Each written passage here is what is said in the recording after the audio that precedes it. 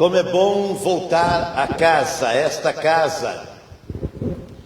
Como é bom nosso ajuntamento, a nossa reunião, o nosso culto, que prestamos àquele que é divino e que é augusto, nobre, que é poderoso, que é santo, que é real e verdadeiro, e que está tão desejoso de novo de dispor todo o bem dele. Eu gosto muito do texto de Paulo em 2 Coríntios 12, que diz que o pai, ele entesoura para os filhos. O pai, ele não junta riqueza para si. Tem uns bastante idiotas aí, que eles negam as coisas aos filhos. Eu gosto da parábola lá do capítulo 15, do Atos, que diz que o filho pródigo, ele não era muito bom filho. E ele então pediu a herança com o pai ainda vivo, não é? Eu falei Atos, não é Lucas 15. E o pai, que entesoura, segundo a teologia do Paulo, que entesoura para os filhos, ele distribuiu, ele deu a parte do filho. E o filho, por não saber ser filho, porque às vezes não sabe ser filho, então ele tinha uma ideia vaga de que a felicidade estava em ser um esbanjador. E como diz os nóia lá fora, para curtir a vida, não é mesmo? E sair vivendo essa vida maluca, essa vida louca, que eles vivem lá fora, e é uma parcela muito grande. Por falta do pai, deste pai, do Paulo, do Coríntios 12, 2 Coríntios 12, esse filho não absorveu tudo aquilo que ele precisava para ser um filho equilibrado. Então junta com essa batota maluca e louca lá de fora, e aí a gente vê esses espetáculos desses roqueiros sem juízo, tatuado e cheio de jargões, e todo ele com a vida que a gente olha e fala muito podre, muito podre. A vida da juventude de hoje, emancipada, é uma vida que cheira mal. Podre quer dizer de mau cheiro.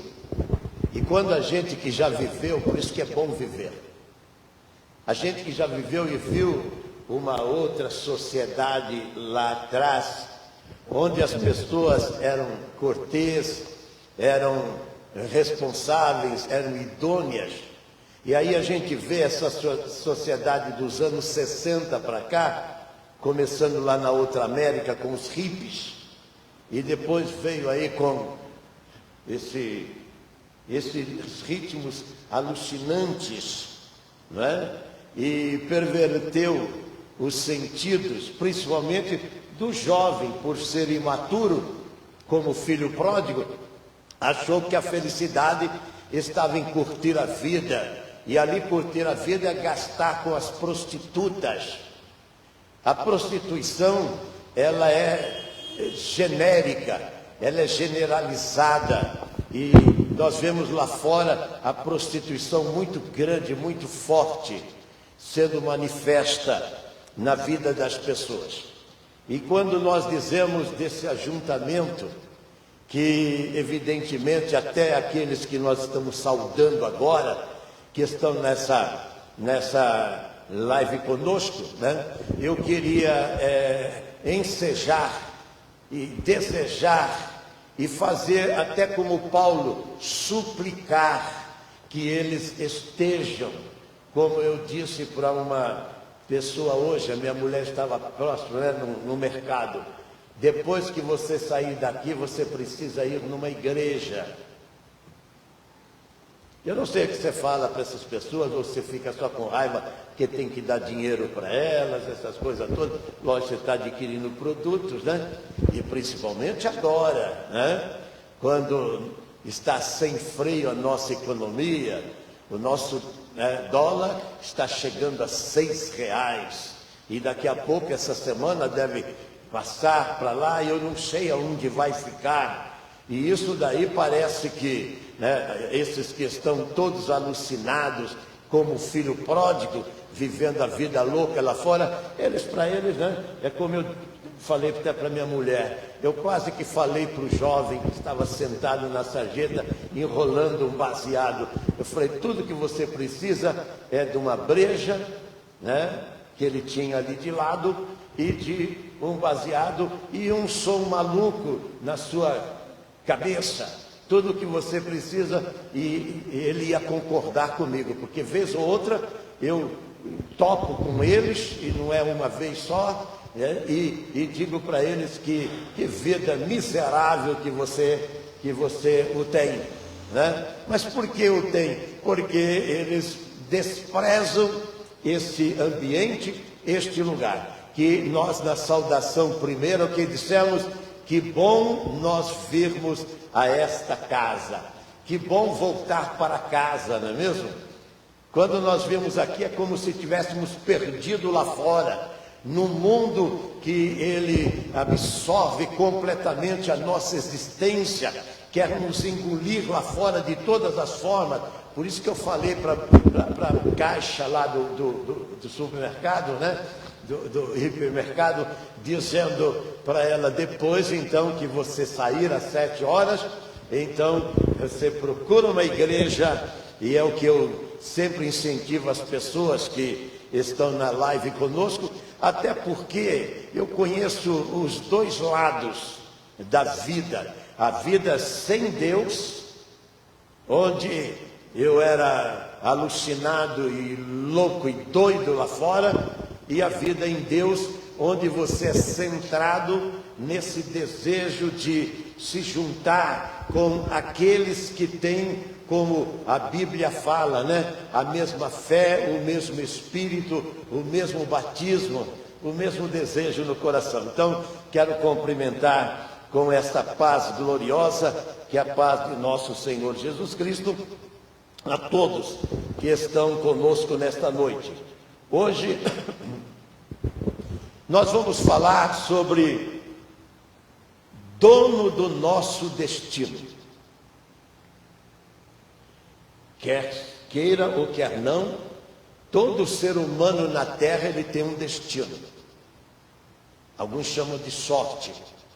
E para isso tudo, eu quero usar a epístola do apóstolo São Pedro, 1 São Pedro, capítulo número 3. 1 São Pedro, capítulo número 3. E ele se expressa da seguinte forma, no verso 10. Pois quem quer amar a vida e ter dias felizes, refreie a língua do mal e evite que os seus lábios falem dolosamente. Aparta-te do mal, pratica o que é bom, busque a paz e siga. Empenhe-se na minha tradição em alcançá-la. Porque os olhos do Senhor repousam sobre os justos, e os seus ouvidos estão abertos às suas súplicas, às suas orações. Mas o rosto do Senhor está contra aqueles que praticam a iniquidade. 1 Pedro capítulo 3, verso 10, de novo. Vamos orar. Senhor Deus e Pai, oro mais uma vez, Senhor, quando estamos iniciando esta mensagem, esse sermão que o Senhor nos deu quando orávamos pedindo uma palavra para a igreja presente e por aqueles que estão distante de nós, e o Senhor sabe aonde elas estão, e o Senhor sabe como achá-las e como encontrá-las, ó Pai. Digna-te ser conosco e nos ajudar, porque o Senhor sabe da incompetência, inabilidade desse teu servo, Senhor, mas o teu Espírito ajuda nas nossas fraquezas. E o propósito tão somente é de tornar o Senhor conhecido a esta multidão, Senhor, que escutam, ouvem e estão nesta hora conosco, escutando a tua mensagem. Que no hospital, que no quarto de um hotel, que em suas casas, que transitando, ó Deus, pelas ruas, em veículo ou não, elas estão sintonizadas. Eu quero que o teu Espírito, Senhor, toque essas vidas e elas sejam impactadas pela tua palavra na noite, no dia de hoje, em nome de Jesus. Amém. Dono do nosso destino. Se existe uma coisa fantástica na vida, é o tal do livre-arbítrio. Que, como na abertura, antes da gravação, dizíamos, né, que o filho pródigo, ele não fora o cuidado de Deus e o amor dele em perdoar, né, as fraquezas, a mentira de vida que ele cria, que o faria feliz, ele teria se perdido. Isso foi tudo o livre-arbítrio. Mas ela é uma dádiva de Deus, por quê? Porque esse Deus todo-poderoso, que é o Criador de todas as coisas, e de cada vida que está nesse mundo, nós temos hoje uma explosão demográfica de 8 bilhões de pessoas. É muita gente que está permeando esse globo terráqueo, né, terrestre. Agora, eu pergunto, todas elas têm a liberdade, mas eu que converso muito com gente, e eu vejo que a tal da liberdade foi exatamente aquilo que arruinou com a vida de bilhões de pessoas na Terra. A liberdade, né, de decidir, de tomar atitude, de fazer o que bem entende. Bom, nós vimos aqui que o Pedro, no capítulo 10, ele tem a palavra-chave do que é o desejo do coração de alguém, ou de todos. Quem quer amar a vida e ter os dias bons? Eu pergunto, quem é que não quer? Todos nós queremos, mas você sabe que a realidade deste versículo parece que não coaduna, não se alinha com a realidade da maioria desses 8 bilhões de pessoas que estão no planeta Terra. O que mais eu vejo são pessoas que elas fizeram opção e de repente esta opção foi a sua ruína. Não tem um texto de Paulo lá em Gálatas, no capítulo 6, verso 7, o Paulo diz: o que você plantar, você vai colher. E veja bem que antes dele dizer isso, tudo que homem semear, isso também colherá. Ele diz: não se engane, não vos enganeis. E depois ele tem uma frase mais ainda objetiva, objeta mesmo. Ele diz: de Deus não se zomba. O grande problema é que esse texto aqui que o Pedro vai dizer, que é o anseio, o ensejo, o desejo, a vontade de todas as pessoas, ele não é observado. Veja bem, de Deus não se zomba. E toda a Bíblia, esse compêndio de Deus na terra, não existe um presente depois de Jesus, não existe uma dádiva maior na terra do que esse livro aqui, ó. Esse livro é uma bússola, é um norte, é uma diretriz de vida. E eu sei que eu estou falando com inúmeras pessoas agora que têm esse livro, mas eu vou fazer uma pergunta. Você parou 1 minuto, 1 hora hoje para desfolhar este livro, para procurar os seus conselhos?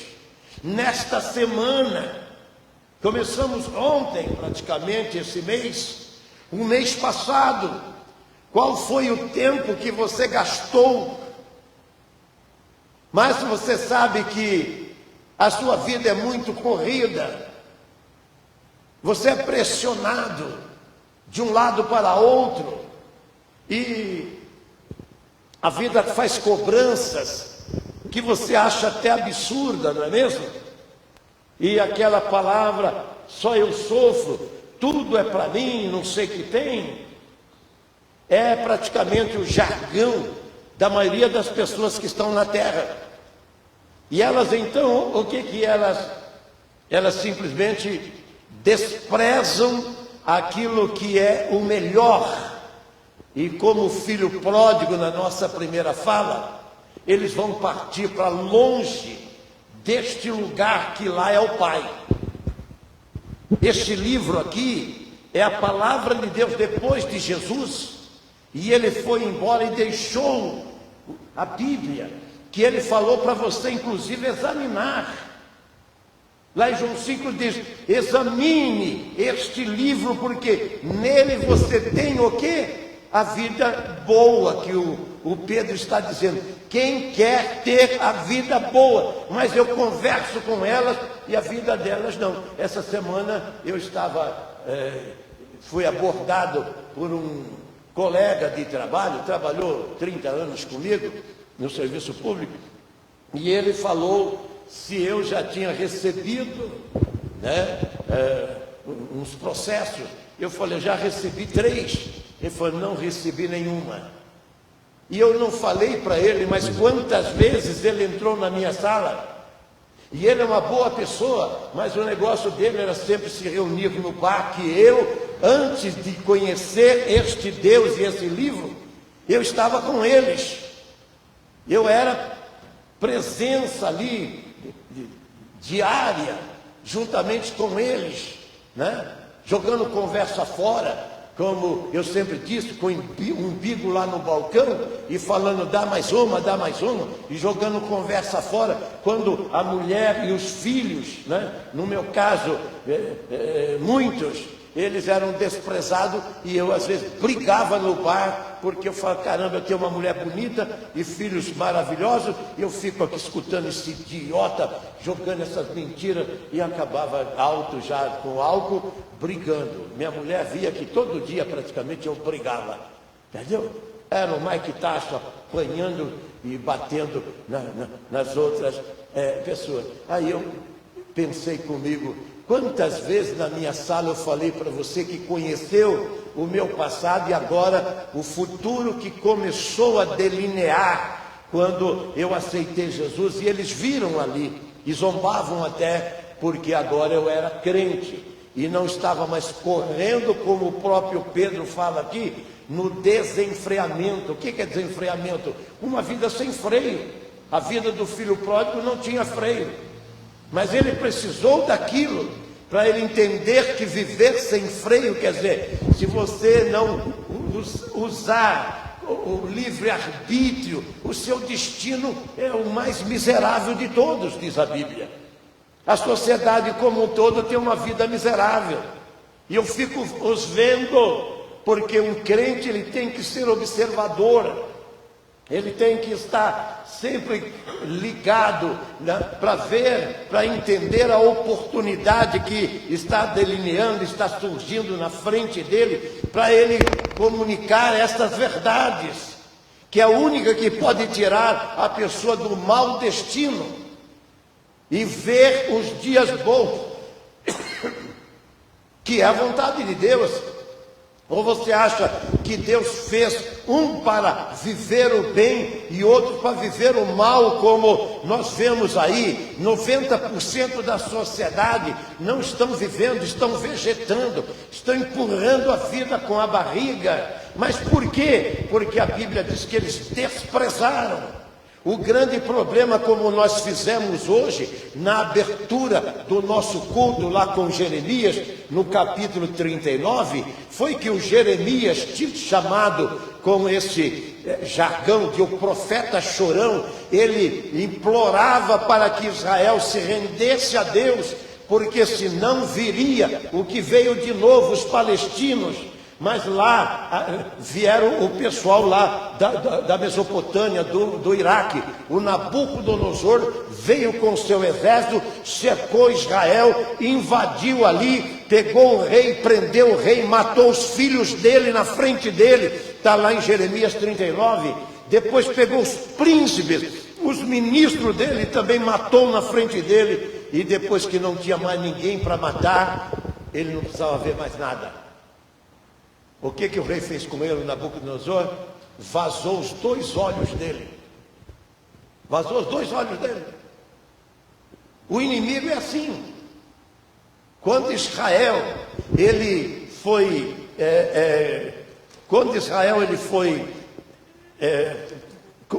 com os seus reis, quando Israel com os seus reis, eles foram instituídos, o que a palavra de Deus diz, né? Que o primeiro rei acabou os tempos do juízo, quase 400 anos de vida ruim de Israel, que entraram lá onde eles estão e entraram para possuir todo aquele lugar.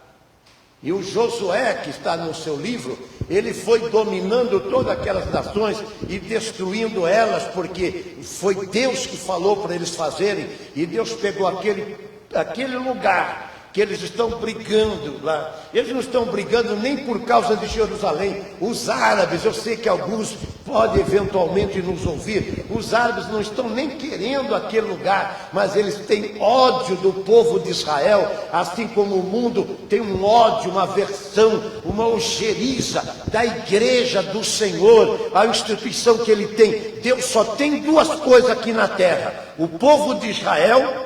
Deus só tem 2 coisas aqui na terra. Guarde vocês isso aí: o povo de Israel e a igreja dele. Só essas 2 organizações, essas 2 entidades é que é de Deus aqui na terra. Os demais outros são povos que odeiam, inclusive, o povo de Israel e até os brasileiros. Você não vê o nosso presidente que está fazendo aí, unindo com essa corja de pessoas que estão do outro lado e estão querendo destruir e invadir e acabar com aquele povo e jogar eles lá no Mediterrâneo? Mas eles estão redondamente enganados. Por quê? Porque Deus é o escudo deles, assim como Ele é da igreja, assim como Ele é nosso escudo.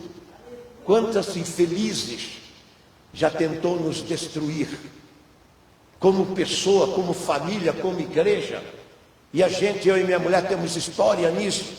Quantos? Todos eles foram dizimados, todos eles foram destruídos. E aí quando eu vejo como essa semana, o cara fala: você pegou algum daqueles processos? Eu peguei 3 e tem muitos ainda para pegar. Ele falou: não peguei nenhum ainda. Eu quase que falo: bem feito. Quantas vezes você na minha sala, eu falei de Jesus para você, isso há 30 anos atrás, mas você não quis saber de Jesus, você não quis saber do meu Deus, você não quis saber da salvação, que é gratuita, que um dia veio um americano e falou para mim: você tem que receber esse Jesus se você quiser ver dias bons. Não tem dias bons, tem, presta atenção, vou parafrasear aqui: tem dia bom, e é muito diabão mesmo, para aqueles que não ouvem essa palavra. Agora, dias bons, como nós lemos aqui no verso 10, é só para aqueles que estão atentos. Você que não quer os dias bons, vai ficar com o dia bom. E o diabão, ele vem para, tá, João 10:10, ele vem para roubar, matar e destruir. E a parte B desse versículo, eu vim para te dar vida abundante, que é os dias bons, e ter paz nesta terra. Olha que coisa fantástica. Você não pode. O que aconteceu? O rei Nabucodonosor entrou lá e matou os filhos. Que coisa triste. Ele é um monarca, ele é um rei. O Zedequias é a autoridade de Israel. Matou os filhos, matou todos os príncipes, ministros dele, e depois cegou-os. Mas quando teve o primeiro rei Saul, aqui no capítulo 11, veja o que diz: então subiu Naás, amonita, e cercou a Gileade, e disseram a todos os homens de Jabes a Naás: faça paz conosco. Ficaram com medo. Quando vem o exército de Naás, o moabita, e cerca aquele lugar, eles falam: o que você quer para você não machucar a gente? Sabe aquele cara que deve estar com medo?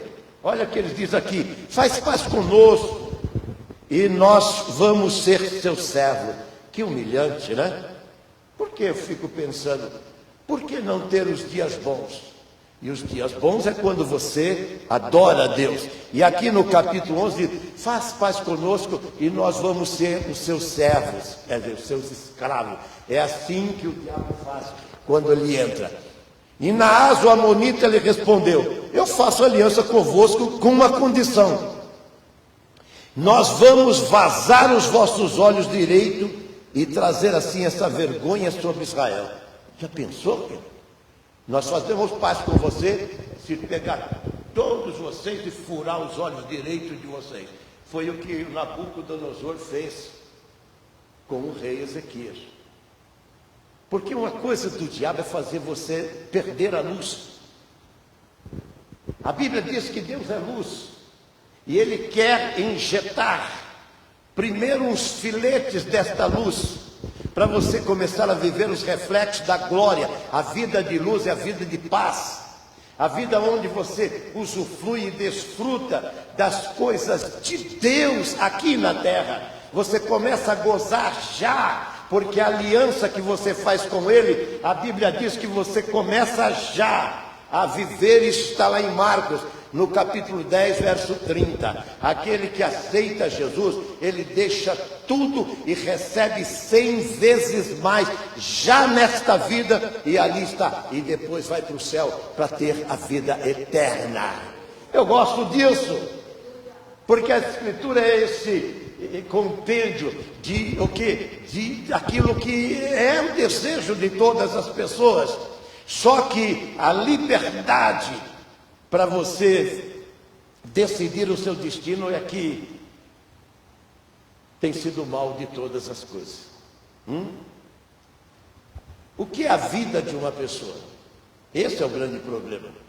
Provérbio 18, a palavra de Deus vai dizer no verso de número 21.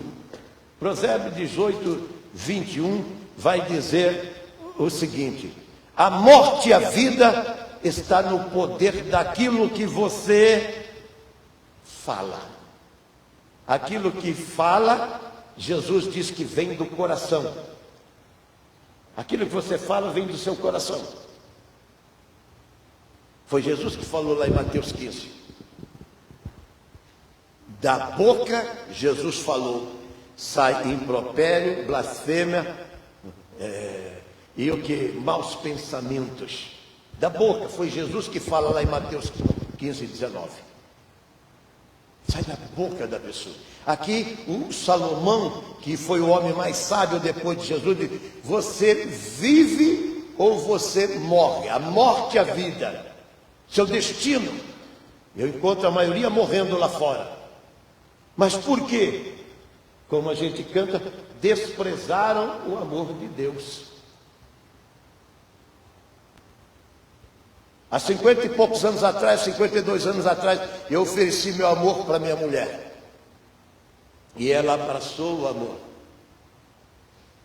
Agora, e as outras pessoas que eu não casei com ela? Elas não têm esse amor. E o que é amor? Amor é cuidado. Amor é o dia a dia, é o desvelo, é você estar olhando as necessidades. O amor de Deus é isso. Deus está todo dia olhando as suas necessidades para suprir as suas necessidades. Por quê? Porque é o que vai fazer você feliz. E Ele ama você e já provou isso dando o seu filho. E Ele quer ver você realizado com a vida. Mas ele diz, a vida e a morte está no poder da língua. O que é que você fala? O que é que sai da sua boca?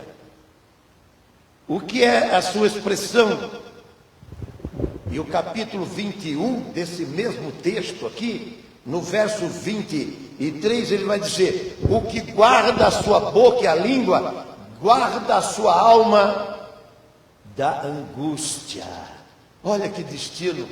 A maioria das pessoas que você conhece estão com as tristezas, estão com a angústia, estão com os desesperos, estão com os medos, as ansiedades, a doença da depressão tomaram a vida delas, e você olha para elas e quando elas falam está tudo bem, você sabe que não está bem, porque você olha para elas e você não precisa ser um estudioso do pensamento para você ver que ela está sendo uma fraude, ela está mentindo, e ela diz, que adianta eu dizer para você que não está bem?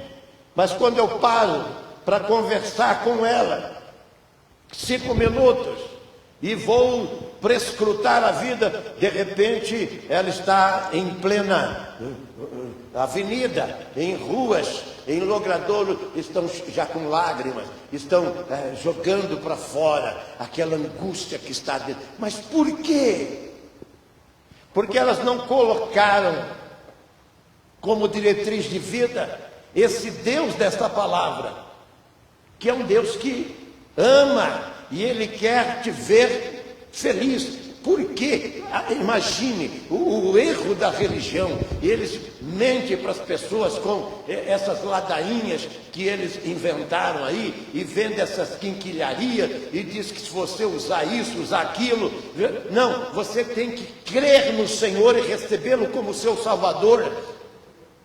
Aí você vai ser feliz, porque o resto da religião não vai. E todas essas pessoas que eu converso com elas têm religião, fazem seus cultos, vão lá, inclusive contribuem para que essas organizações, e quando você vê as catedrais, os templos que elas constroem, não é mesmo? E você fala, são suntuosos, são relíquias. Aí eu falo, isso com a fé daquela pessoa que ela está, quando você para com ela na rua e começa a conversar com ela, elas vão abrir o coração, como essa caixa hoje. Se a gente tivesse mais tempo, né, e ela está em trabalho e tem aquela longa fila desses hipermercados, não é mesmo? E aí você sabe que não pode, para não ser advertida, mas você vai sempre aproveitar e, né, dar um desfecho. Quando você sair daqui, procura uma igreja, vai adorar a Deus, vai agradecer a Deus. E infelizmente ela falou, quando eu sair daqui eu vou tomar um banho e vou dormir. Foi essa que ela, quer dizer, está exausta, cansada, está como filho pródigo, sofrendo porque jogou tudo que o pai, a vida foi dada por Deus. Veja bem, a maior riqueza que tem numa pessoa é a vida que ela tem, que inclusive tem o que? Tem data de vencimento. Você não sabe, graças a Deus você não sabe, mas tem data de vencimento a sua vida. E o pior de tudo, é tão breve a sua vida, como diz o Salmo 90, e o capítulo 4 de Tiago diz, a sua vida é como um vapor. Tiago fala isso. O que é a sua vida? É como um vapor, é como um ar, entendeu? É como uma nuvem. E as pessoas, elas não param para pensar que esta vida que nos é dada aqui na terra, Ela é um vestibular para você ser aprovado e entrar nos céus. Quantas pessoas prestam vestibular e depois elas não alcançou o índice para depois, embora hoje esse vestibular que tem aí, que essas faculdades, eu conheço inúmeras pessoas que elas estão formadas, têm lá seus diplomas na parede, mas não sabem o quanto é 2 mais 2. É verdade, gente. Entendeu? Mas aí eu falo, eu mesmo, mas fulano, essa semana nós conversamos com respeito a uma pessoa, ela tem uma meia dúzia de diplomas já, entendeu? Mas eu vejo que, então, eu passei no vestibular, aí eu falo, você foi fazer a FUVESP? Eu, na minha santa ignorância. Você fez a USP? Você fez a FUVESP para entrar na USP? Embora... Aí a pessoa, pastor, não sei o que tem e tal. Aí não tem esse negócio de você, como tem as demais outras. Mas aqui é mais do que a FUVESP. Aqui essa vida que você está vivendo. Esse vestibular que estamos fazendo. Por quê? Porque aquele que vai fazer o quê? O exame em você. Aquele que vai fazer a sabatina em você... Ele conhece você por dentro. Não tem como você fazer aquela carinha bonita e enganar. Entendeu? E ele então disse, poxa, eu me enganei com respeito a você. Não. Por quê? Porque foi ele quem te formou. Agora uma coisa eu sei, quando ele formou você, ele não formou você para ser, não se zangue, para ser o que você é. Se você está longe desses caminhos. Eu não fiz uma filha, eu e minha mulher, não geramos uma filha para ser escândalo, para ser aborrecimento, para ser tristeza para nós. E em alguns tempos, algumas delas foram. Mas esse evangelho é tão poderoso, porque nós conseguimos resgatá-las em Deus, trazê-las para esse convívio aqui, e dizer para ela que fora deste lugar, como está lá em Atos 4,12, fora deste lugar não há salvação. O que Pedro está dizendo?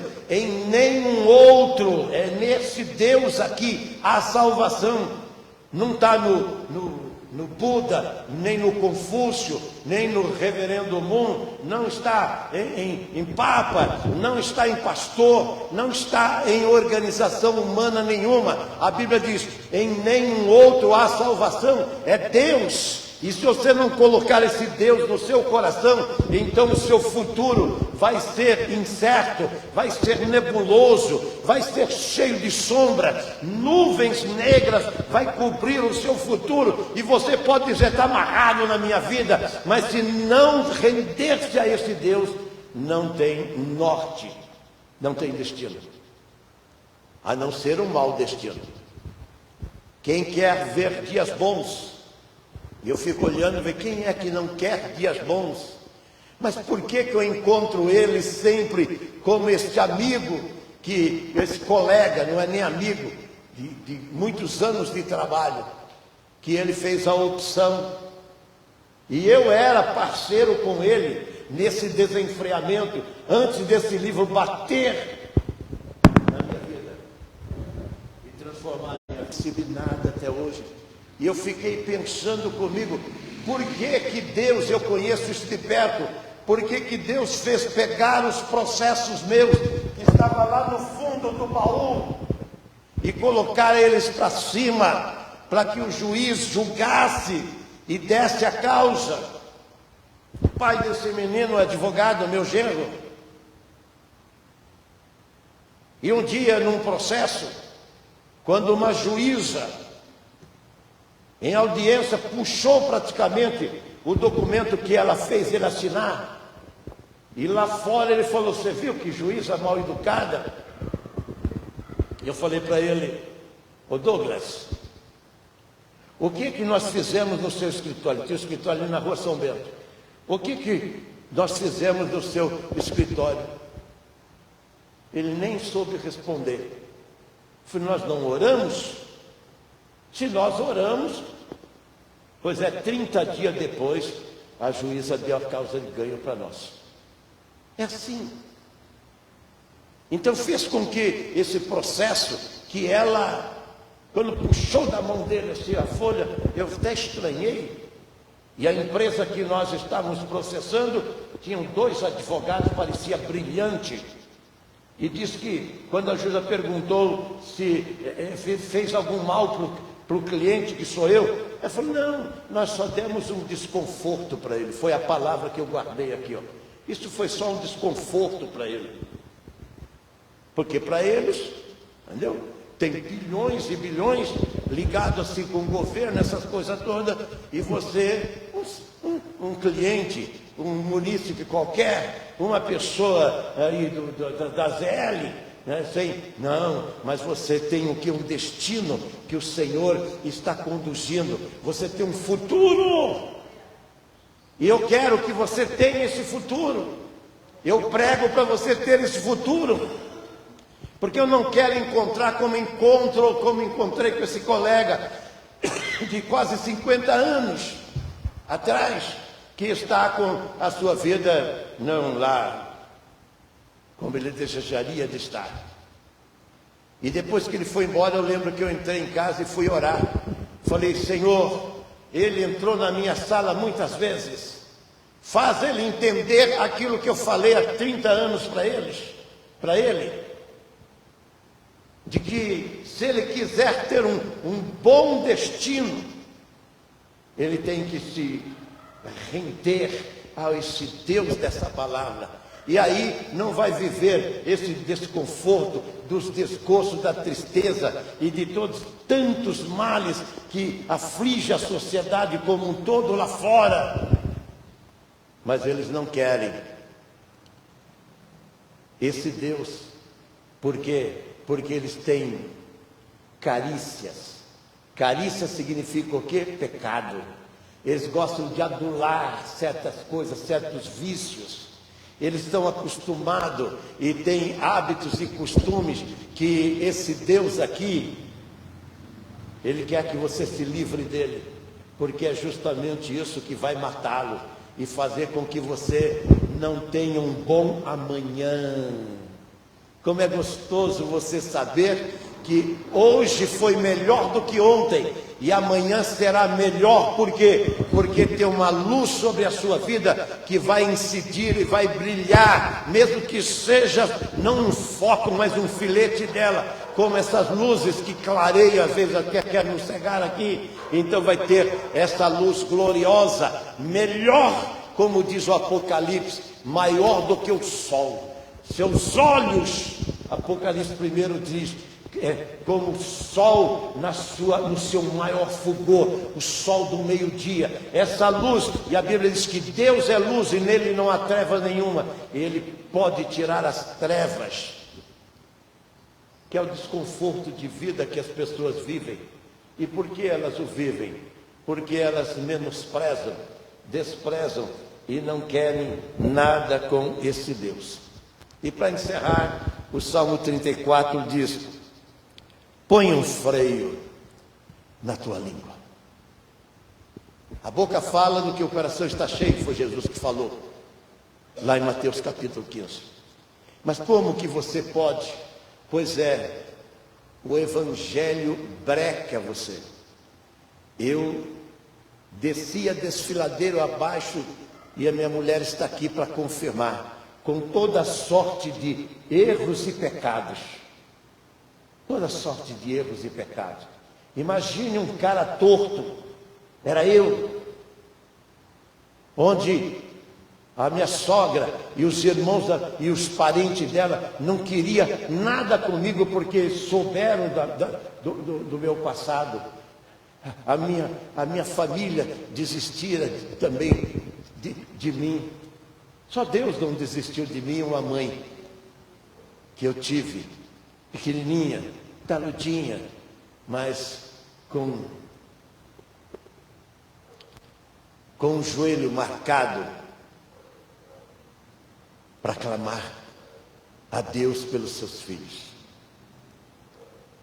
Como falta mães. Hoje eu vejo as mães que estão por aí. Como falta mães. Ainda quinta-feira, a minha mulher na feira, passou uma senhora e foi brincar com o meu cachorro, pensando, ele morde, eu falei, ele já não escuta, ele já não vê, ele já não tem nem dente, arrancamos um monte de dente nele, ele já está no fim da vida. E depois conversando, e a filha, uma jovenzinha ali de lado, eu disse para ela que se ela quisesse ter um bom destino, que é a mensagem de hoje, um amanhã, um futuro, ela precisava conhecer esse Deus que ia mostrar para ela. E eu falei, daqui a pouco você vai despontar para querer conhecer um rapaz e casar com ele, e você não vai encontrar um macho, porque está cheio deles por aí, você vai encontrar um homem de Deus que vai fazer você feliz. Foi a melhor coisa que eu sei para aquela mãe, uma senhora já com seus limites, né? E aquela jovenzinha, foi uma das melhores coisas que ela teve nesta semana. Aqueles poucos minutos que nós falamos, e ela dizia que tinha um compromisso, mas eu via que ela queria ficar ali, para continuar ouvindo, enquanto minha mulher comprava algumas frutas lá na feira. Você quer ver um bom futuro? Você quer ter um bom futuro? Então você vai ter que ter esse Deus que vai morar no seu coração. Veja, para encerrar, o que diz o Senhor Jesus no Mateus, no capítulo número 12. Para encerrar, verso 32. Se você for uma boa árvore, você dá bom fruto, porque a árvore má, ela só dá maus frutos. Está vendo? Não é gostoso quando você chega, né, somente quem vai para o interior, e você vê aquela árvore, você vê aquele fruto, seja qual for a natureza daquela árvore, e você colhe lá uma maçã, uma pera, uma banana, sei lá, e você vê, e ela então é saborosa, apetece o seu paladar, te dá prazer. Mas quando você pega uma fruta e ela é amarga, é azeda, então você diz, porque a árvore não é má.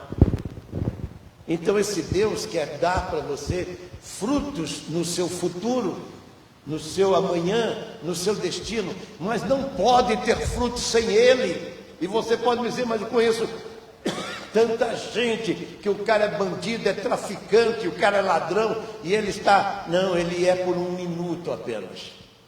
Daqui a pouco o juízo vai vir sobre ele. E pode até, entendeu? Depois com a justiça que aqui no Brasil a gente não tem, porque a gente está vendo o que está acontecendo com a justiça aqui na terra. Entendeu? A gente está vendo o que está acontecendo. Mas só que tem um porém. Vai vir sobre ele a má sorte. Por quê? Porque enveredou pelo caminho do engano e do erro. Agora, quando você estreita a sua vida, você delineia ela com esta verdade, então não tem como dar errado, não tem azar, não tem sorte, tem bênçãos dos céus para todos aqueles que o quiserem. Vamos ficar em pé e vamos orar?